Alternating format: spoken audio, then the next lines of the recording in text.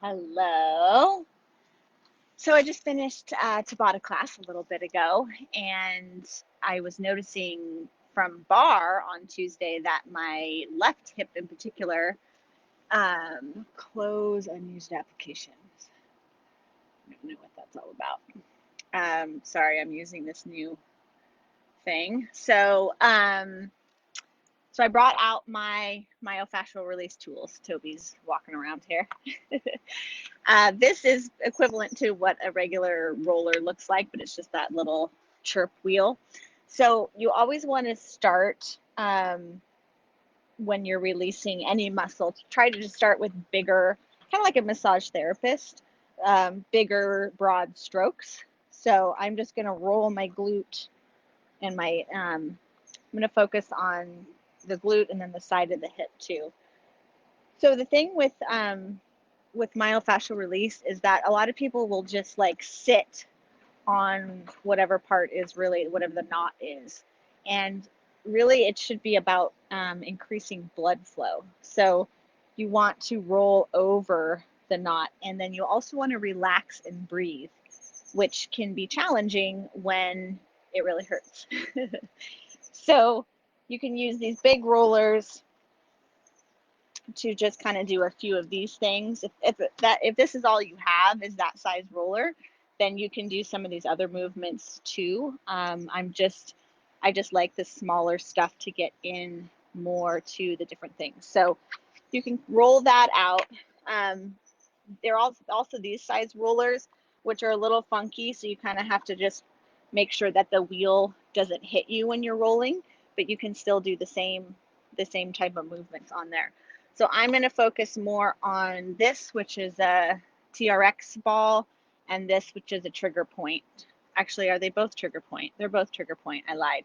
Um, so, and it's just up to what you have and what makes the most sense. So, for the hip, I'm going to be doing, I'm going to stay, you're looking for, it's tough because you don't want to hurt yourself, right? You don't want to be in pain, but the muscles, if they're tight, they're going to feel pain.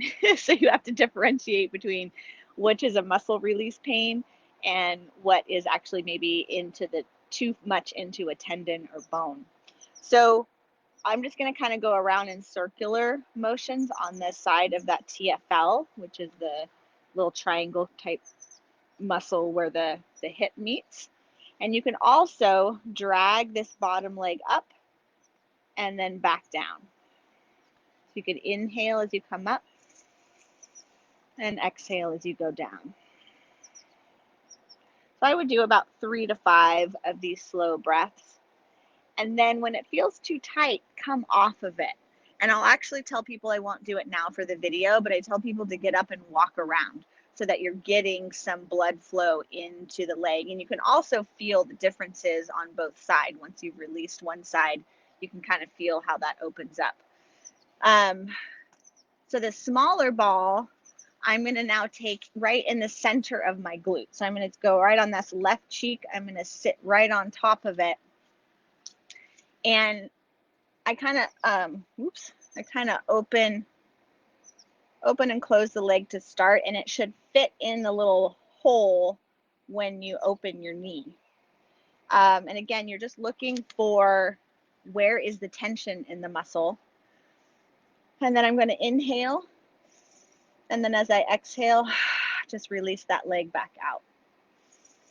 And you'll feel it slowly starting to dig into that glute, maybe around your piriformis. That can be tight for a lot of people.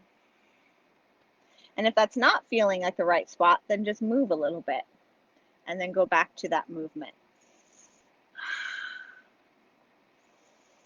And you can do the same thing on this side where you extend the leg and then pull the knee up.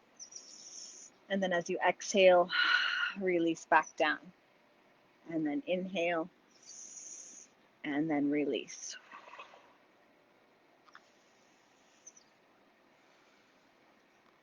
So again, 3 to 5 of those. It doesn't take long. That's the thing, is we think foam rolling has to be this whole other hour-long workout, and it doesn't. So I'm going to do the same thing up on my glute medius, which is the side part of that glute. So I'm going to lay on top of that. And this is where, yeah, it gets really juicy in there because you have lots of muscles that are meeting in one area. So I was on this with this ball, but this smaller ball is more intense. So really just breathing and letting, just like you would at getting a massage, right? She or he is gonna have you relax into the movement. And if it's too hard, you're gonna tense up and you're gonna push the ball out. So we don't want to do that. So you can start just by going in a little tiny circle. Oh yeah. Oh mama, this hurts. And then pause, and then you can go back to that leg drag. Inhale up, and then exhale back down. Oh, 2 more of those.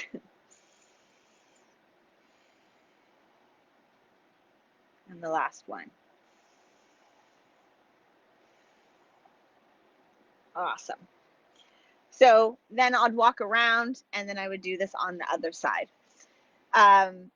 You know, if you have some sort of an injury or just tight spot, you know, this is something that you can definitely do as needed.